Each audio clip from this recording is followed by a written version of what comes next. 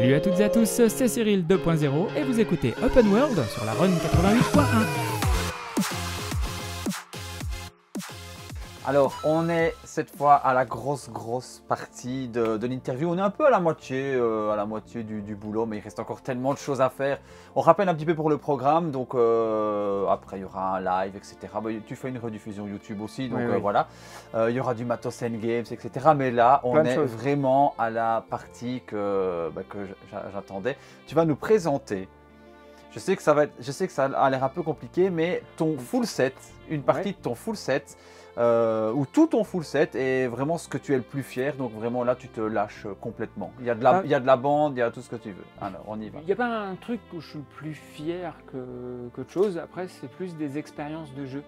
C'est-à-dire que là, tel qu'on le voit, on part du jeu le plus ancien, qui est tout en haut là, un peu comme le et après on va jusqu'au jeu le plus récent ici. Donc ça va de 1995 à 2005, on fait le grand écart quand même. Ouais, 2005. Donc moi j'ai joué surtout à la PS1, on va dire de 95 à 2000, parce qu'après je suis passé sur PS2, et ça va se situer plutôt jusqu'à cette période. Alors 2000 on a du Colin McRae Rally 2, je crois qu'il est à peu près par là, donc ça représente à peu près toute cette partie-là. Mais moi les plus gros souvenirs que j'ai, c'est vraiment, c'est ici. C'est-à-dire quand je déroule ce qu'il y a là, du coup c'est... Il y a plein de jeux là, je me dis, ah oui je me rappelle celui-là, j'y ai joué, ah celui-ci. Et là les 10 premiers, c'est juste, il y a des numéros sur les tranches. Alors je peux le montrer, je sais pas si le Ridge Racer, s'il vous plaît. Voilà. Donc il y a un petit numéro sur la tranche. C'est pas le numéro du jeu, c'est pas exactement l'ordre dans lequel ils sont sortis, mais c'est un peu un témoin, c'est un peu un marqueur de la console. Obligatoirement Ridge Racer. Voilà, j'ai commencé par celui-ci. Donc, il y en a plein, mais c'est pareil. Là, je peux montrer, il y a la Demo One aussi. Le T-Rex. Voilà, mais tout, l'Audid. Alors, il y a eu plusieurs Demo One, mais donc on n'a pas tous eu les mêmes expériences sur la Demo One. Mais Ridge Racer, après, il y a du. Je peux en sortir plein, mais Battle Arena Toshinden, forcément, qui était avant Tekken. Et quand on l'a vu débarquer, celui-ci, mais ça pétait de partout, c'était... comme il y a des boules de feu et choses comme ça, je dirais, est-ce que c'était un peu le Street Fighter en 3D on rêvait, on va dire, ceux qui étaient à fond sur du Street Fighter, on arrive là-dessus, on dit, oh là là, ça pète de partout, ça restait un truc un peu surréaliste, parce que Tekken se voulait plus, ça reste différent de Virtua Fighter. Virtua Fighter se voulait plus simulation de combat, j'ai presque envie de dire, mais ils ont quand même un concepteur en commun entre Virtua Fighter et Tekken. Donc il y a quand même un petit côté, on voit bien le Kung Fu, on voit bien la capoeira qui est arrivée un peu après, il y a des inspirations d'arts martiaux connus, on va dire, alors que Battle Arena Toshinden, c'était du folklore, quoi. Voilà, mais rien que là, sur cette portion-là, on voit bien qu'il y en a plein après, mais rien que sur cette portion-là, je peux tendre le bras, je vais vous sortir une pépite à la seconde, quoi. Il y a Tomb Raider, voilà, c'était complètement ouf. Qu'est-ce qu'il y a? Burning Road, qui était un pur clin d'œil aux bornes d'arcade Sega. Mais j'ai vu Explosive Racing tout à l'heure, qui est sa suite. Mais Burning Road, tu démarres ça, c'est Burning Road. Et puis il y avait le Burning extrait. Road. Burning Road. Et c'était incroyable, les menus c'était typique les bornes d'arcade. Je me demande limite comment ils n'ont pas eu un procès de Sega pour plagiat ou un truc comme ça. Ça c'est du bonheur. Ça c'est un truc que j'ai eu à l'époque, par exemple. Du coup je sais plus où il va, je sais plus où je l'ai attrapé, mais 347. J'enchaîne juste à côté, je tends la main juste à côté. Alors moi j'ai de Baphomet, quoi. Avec Georges Stobart. Tu ne les as pas encore fait, ceux-là? Je les ai fait à l'époque. Alors le 2, j'ai pas dû le finir, mais celui-ci, c'était... c'est marrant, je me rappelle pas de la chèvre, il y en a beaucoup. Ou alors je l'avais pas fini. Je l'avais peut-être pas fini, je finissais très peu les jeux à l'époque. La chèvre, c'était pas dans les bouquets? Non, c'est dans le... Non, c'est dans le... C'était quand tu arrives en Irlande. Oui, et que quand tu voulais aller chercher un item, elle te fonçait dedans. Ouais. Mais Ici, c'est vraiment plein de souvenirs. Même moi, ma console de cœur, c'est la Super NES. N'empêche que la PS1, je l'ai quand même vécu aussi à du 100 à l'heure. Et partout où je pose le regard, je vois des tonnes de trucs. J'ai vu X-Files là, quelque part. Mais On le voit et on le perd. Après, il faut Ouais, que je le oui, recherche oui. sur... parce qu'il y en a Mulder, Scully. tellement. X-Files, je saurais pas dire où il est là Si, exactement. je l'avais sous les yeux. Parce que Mais des fois, j'ai bougé des choses. moi, je l'avais mais- fait sur PC à l'époque et, Du coup, il doit être plus joli. j'avais sur ouais sur Je vais le retrouver. PlayStation, Donne-moi juste. Alors, c'est la difficulté avec le. Alors même Alors, Julius, je t'invite à venir devant la caméra. Essaye de nous trouver un Là, jeu il est là. qui, Il est là, X-Files. qui t'a marqué aussi. Ouais, voilà, X-Files, Voilà, clairement. un petit X-Files. Alors pour ceux qui s'en rappellent, je ne sais pas si tu vois bien. Vas-y. Alors c'était un peu un jeu en, je vais pas dire en FMV, tu vois. Mais C'était complètement un FMV. ouais, un point et and click en FMV. De mémoire, le nom du héros c'était Craig Winmore. Et je me rappelle, moi il y avait un truc qui m'avait assez frustré dans ce jeu. Est-ce que c'était un bug ou quoi, je ne sais pas, mais je pense pas. Je pense que si on ne faisait pas une certaine action au fil du jeu, on ne savait pas arriver à la fin. Ouais, et à la fin, il y avait même eu un petit guest de Une petite Mulder soluce, Scully. ouais. Ouais. Bah, parce que la blague, Moi, je suis c'est un que, grand fan d'X-Files et ce jeu, je l'ai vraiment adoré. Il a peut-être un peu vieilli, un peu mal vieilli, je ne sais pas. comme beaucoup de jeux en FMV. Mais voilà, et regardez, parfait, il rentre parfaitement. Bon, ça va, c'est pas le plus compliqué à trouver celui-ci encore. Oh. Hein. Donc, enfin voilà, maintenant le King of Fighter 95 Samurai Shodown. Il y a trop de trésors ici, il y a vraiment trop de trésors. Donc, continue un petit peu le tour, voir un peu les jeux que tu es le Tu vois, plus tiens, fier. regarde. J'en attrape un autre. Hein. Voilà. Crash Bandicoot. Celui-ci, c'est pareil, je l'ai eu à l'époque. Quand on l'a vu débarquer, pour moi, c'était la folie. C'était le jeu de plateforme par excellence. Super beau. Enfin, quand on vient de Mario sur la Super NES, Shockwave Also, ouais. J'ai de bons souvenirs. J'aurais été plus sur le Starblade Alpha, mais Bon, ce qui m'a pris ça a un peu vieilli aussi. c'est qu'il y avait des parties filmées comme un FMV. Il y aurait Wing Commander, bah, tiens, qui est juste Wing à côté. Commander, Qui est juste à côté. Par exemple, Wing Commander 3, il y a le 3 et le 4 sur PS1. Et ça, d'avoir Luke Skywalker dedans, il y a même Rhys Davis, John Rhys Davis, je crois que c'est là, hein, qui est dans, si je ne me trompe pas, qui doit être dans Indiana Jones aussi.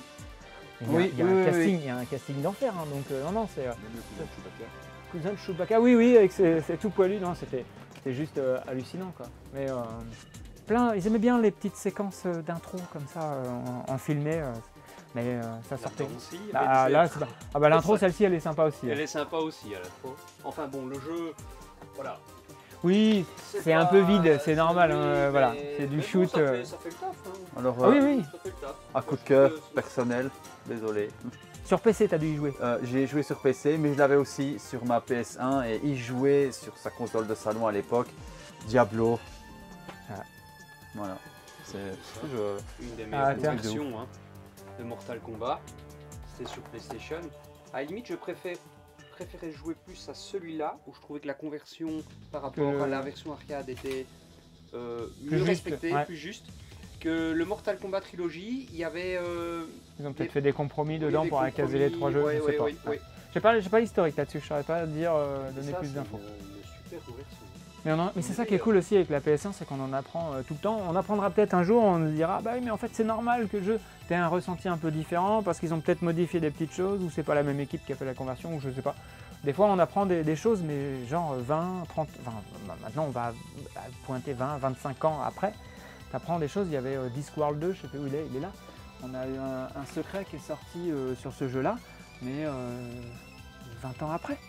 Dans le jeu, il y a un endroit où il faut cliquer plusieurs fois, alors il faut cliquer sur un personnage, puis un autre, et il y a un endroit où il faut cliquer 17 fois ou je sais pas quoi, et ça nous ramène à une scène du premier. Il y a le personnage du premier qui vient dans le deuxième. En fait, qu'est-ce que c'est que ce truc-là? Personne n'avait jamais trouvé. Et puis, il y a ça, aussi un petit souvenir, je pense, qui se rappelle, je sais pas si tu Yannick, tu peux voir.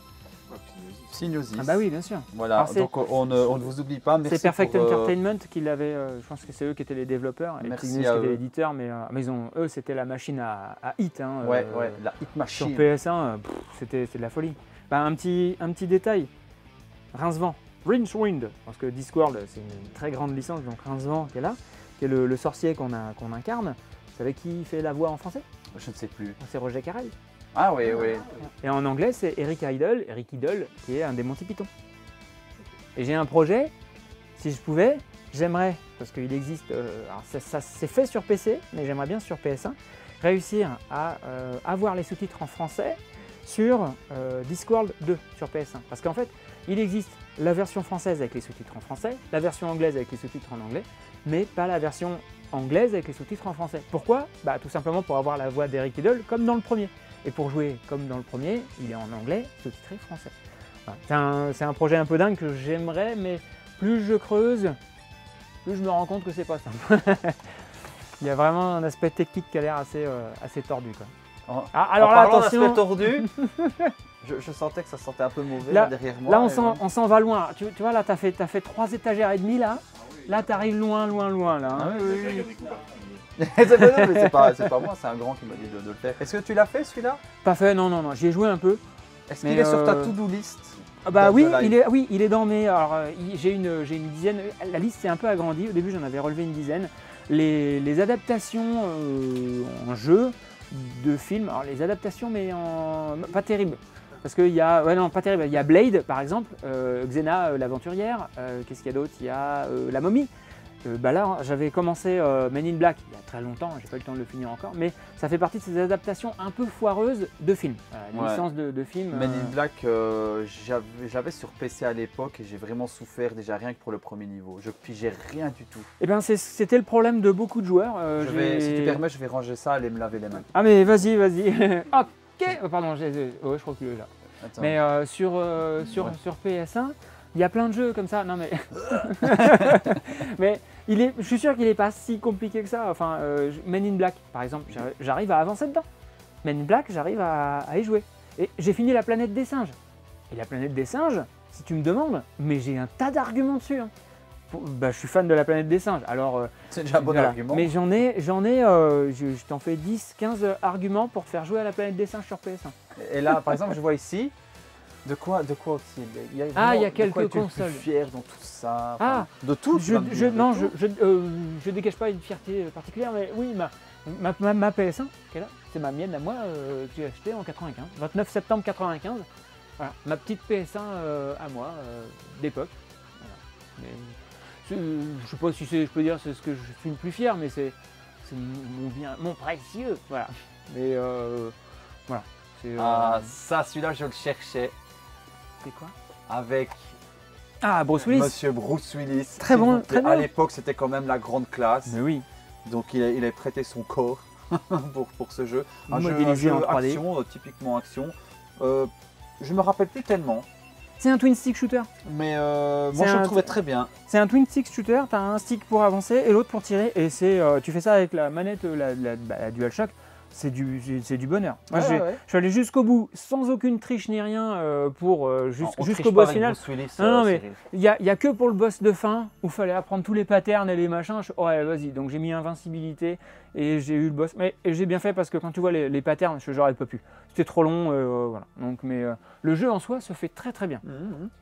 Vous voyez, c'est. Ça, c'est un peu une déception sur PS1. Parce que si tu veux t'entraîner à Street Fighter et que tu veux enchaîner les combats, tu vas mettre ça dans ta console, il y a des temps de chargement qui sont compliqués, alors que sur Super Nintendo, tu mets le jeu, tu recommences tes parties non-stop. Là, tu choisis ton personnage, il y a un temps de chargement. Tu choisis la map, tu as un temps de chargement. Tu vas sur le combat, tu as un temps de chargement. Tu refais un round, il y a un temps de chargement. Tu as perdu, tu reviens au menu, tu recommences tes chargements, quoi. Ouais. Alors, moi, voilà. Pour ma part, je pense que Cyril sera peut-être d'accord avec moi, l'exemple d'un jeu typiquement réussi. Ouais. On est d'accord. C'est pas le seul. C'est pas le seul, mais là je l'ai sous les yeux. Alors, juste pour info, j'ai croisé une Boxster il n'y a pas très longtemps, on en voit plus souvent. Donc, le jeu était fait, c'est 100% Porsche, les voitures se déforment pas, c'est une Porsche Boxster. J'en ai croisé une il n'y a pas très longtemps, je fais c'est marrant là, le même son que dans le jeu. Oui. Ils avaient bien bossé sur ce jeu. Ils avaient bien bossé. Et le bac à sable de l'époque. Alors si vous voulez vous marrer, même encore maintenant, je vous conseille vraiment celui-là. Die Hard Trilogy. Ah ouais, vraiment. C'est surtout qu'on avait trois jeux en un. Ouais. T'achètes un jeu. Ça aurait été aujourd'hui, on aurait eu droit à 3 jeux, hein, ou un jeu, puis vous savez, on va faire un DLC, puis un autre DLC. Là, t'avais les 3 jeux différents. Un TPS, un rail shooter et un jeu de bagnole, quoi. C'est quand même ouf d'avoir ça Et en plus, ils étaient bons, quoi. Enfin, c'est ça qui est quand même ouf, quoi. Mais tu dois quand même aller, parce qu'on s'est un peu dissipé, c'était voulu. Comment voulez-vous rester c'est pas possible, mais stoïque face dire, à enfin, tant moi, de souvenirs? Tu peux, tu vois, regarde, le triple A de l'époque, je suis désolé, mais Verali. Mais c'était le triple A de l'époque, il était en première de toutes les magazines. Quand il joue après, tu fais, ah, c'est un peu dur, oui, mais l'ambiance, elle était là, les sonorités, enfin... Avec mon frère, on s'amusait à faire des courses. Le but, c'était de se rentrer dedans et de propulser la bagnole, parce que quand tu propulsais la bagnole... sur le bord, elle allait, oui, elle décollait. Sur le bord, elle décollait. Elle faisait sa bonnette un peu, c'est ça. Et non, ça c'était... C'était avant Colin McRae Rally, quoi. Parce qu'une fois qu'on a goûté à Colin McRae Rally, tu fais, bon, ça c'était un peu raide, mais c'est français, monsieur, c'est français. Cocorico. Est-ce que tu pourrais nous ressortir dans toute ta collection le jeu que tu as eu le plus dur à avoir, que tu voudrais limite encadrer, mettre dans un coffre-fort tellement que tu voudrais qu'il lui arrive? Mais je l'ai pas encore. Chocobo Racing?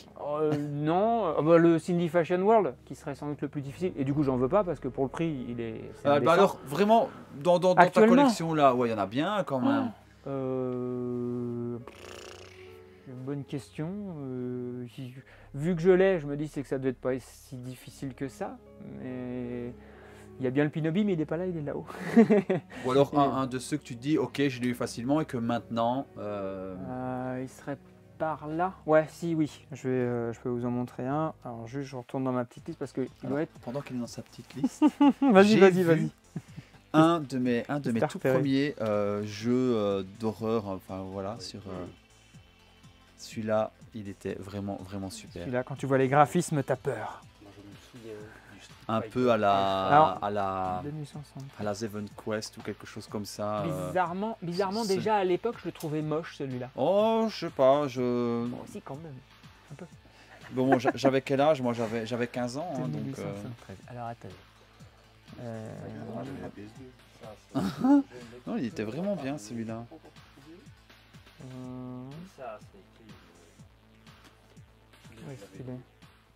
On va voir si Cyril trouve. Non, on l'a mis à l'épreuve, Cyril. J'ai trouvé. Voilà. Il l'a trouvé. Je pense que le Vibribon, ça serait peut-être celui qui... Alors, c'est pas le seul parce que je pense à Suikoden, mais comme on me l'a offert, donc je pense que j'aurais eu du mal à l'avoir. Mais celui-ci, par exemple, je l'ai échangé contre un Monopoly Pokémon. Voilà. Okay. Et la personne qui voulait le Monopoly Pokémon s'intéressait plus au Pokémon que moi. Et moi, je m'intéressais plus à la PS5 lui. Donc il m'a dit, bah, si tu veux, celui-ci. Très bien, Vibribon, qui est un jeu musical. Vous pouvez mettre votre propre CD, il y a des symboles. Et c'est un petit jeu de plateforme, plateforme mais illustré en traits comme ça. Et d'ailleurs, la notice, il me semble qu'elle est un peu particulière. Elle fait à moitié poster, elle fait... avec les petits symboles, il n'y a pas de texte. Voilà. C'est tout simple, c'est très... Donc c'est un jeu qui est rigolo. Voilà, vous pouvez mettre n'importe quelle musique dedans. Et, on peut faire la même chose avec Ridge Racer. Hein. Ridge Racer, le jeu il tient dans la console. Et c'était d'ailleurs le truc que je trouve bizarre avec, je parlais tout à l'heure de Street Fighter Collection. Oh, enfin, c'est un jeu Super NES. Ridge Racer il tient dans la mémoire de la console. Street Fighter, ils auraient pu mettre tous les Street Fighter sortis depuis le début dans la RAM de la console, ça l'aurait fait quoi. Alors que là il y a des accès disques tout le temps, ils ont fait ah non, on a un disque, on met tout sur le CD. Vous auriez peut-être pu faire un petit effort et que ça soit un peu plus accessible. Et bon, c'est pas le cas. Je parlais de jeux musicaux. On aime, on n'aime pas. Je pense que la PlayStation a vu naître une... Qu'est-ce que tu as trouvé? Une pousse un peu... Voilà, une originalité. Ah oui. Ovni. Oh putain. Ça. Parapaz the Rapper. Ça c'est un truc. Moi j'ai eu du mal à l'époque, mais t'as bien aimé? J'ai bien aimé. T'arrives à jouer J'avais un pote qui était super fort à ça. Tu vois, et il adorait ce genre de jeu, mais moi ce que j'adorais c'était le Cara Design. Ah oui, c'est particulier. C'était vraiment c'est particulier. Pur ovni. Ouais. Ah oui. Et ça, c'est... Ça, ils avaient mis les moyens, ils avaient mis ce qu'il faut. Après, dans les ovnis, tiens, j'en vois un autre. On parle des petites choses, tu vois, que la World. T'es un ballon et c'est du puzzle game. Et tu te balades sur des formes cubiques. Et donc, tout le monde connaît la démo de ce truc-là. Démo, tu vois un désert, enfin des pyramides, des choses comme ça. Et j'ai découvert qu'il y avait des niveaux après. Oui, il y a un jeu complet, du coup forcément il y a d'autres niveaux. Mais quand tu as connu que la démo, bah, tu sais pas qu'il y a d'autres niveaux après. Oui. Bon, voilà. Et Kula World, la petite blague, je vais... Est-ce que vous voulez regarder la notice? Comme je disais, tu es un ballon et puis du coup tu dois tourner sur des formes. Vas-y. Feuillette un petit peu. Il n'y a pas un truc que tu trouves bizarre? Effectivement. Continue, tu vas voir. Il y a une raison à ça? Enfin oui, j'imagine que oui.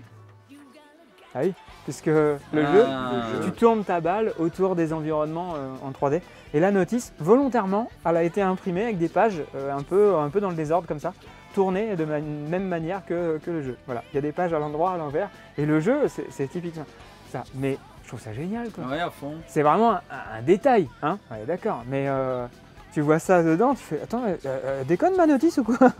Avec des pages de travers. Mais super jeu.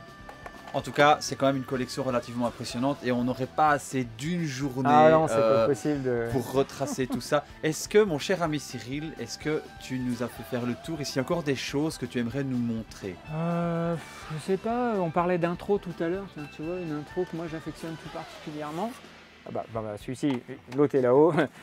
Il est là en attente, il y en a un deuxième là-haut. Une édition que j'avais. Voilà. Ah oui, Tekken 2. Tekken 2, pour moi, elle est même meilleure, je la trouve meilleure que l'intro du 3 ou... alors le 1, c'était une intro, j'ai un gros trou de mémoire. On va faire une petite incruste dans la vidéo avec petit message à Yann, clin d'œil, petite incruste de l'intro de Tekken. Mais je sais que beaucoup de personnes affectionnent tout particulièrement l'intro de alors il y a Soul Calibur, Soul Blade sur PS1. Mais je ne l'ai pas eu à l'époque, donc j'ai pas forcément accroché à c'est-à-dire que l'intro, tu la connais ou tu l'apprécies parce que le jeu, tu le lances régulièrement dans ta console. Donc tu la vois régulièrement, l'intro. Mais donc celui-ci, j'adore encore, même aujourd'hui, il y a des petites notes de synthé au début, tu sais que ça démarre et c'est parti, quoi.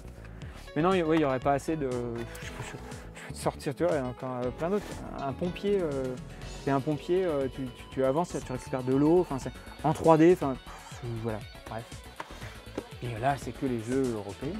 En tout cas, on te dit merci de nous avoir montré un peu une partie de ta collection, puisque on s'est un peu dissipé, c'était voulu, mais tout nous montrer, et sans compter que ça nous parle à nous aussi, forcément, vu que ça fait partie de notre génération, donc on pourrait discuter de ça pendant les vacances d'été. J'ai même pas eu le temps de montrer Resident Evil, tu vois, il y en a tellement. Il est là quelque part. Le Silent Hill, il est là-haut, mais le Resident Evil, il est là, alors il doit être tout au début, je pense. Le Resident Evil Director's Cut.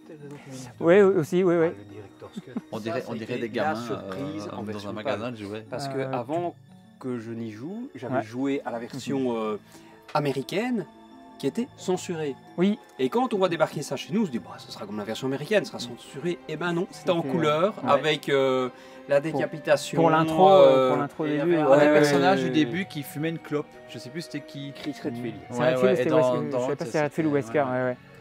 Wesker sur quoi? Très beau t-shirt, j'aime bien ton t-shirt. Merci. Ok, et ben on va stopper tout doucement pour cette première grosse partie parce que on va le dire, on a faim. Et la suite un peu plus tard. En tout cas, Cyril, un grand merci et on se retrouve tout à l'heure pour la suite et quelques surprises.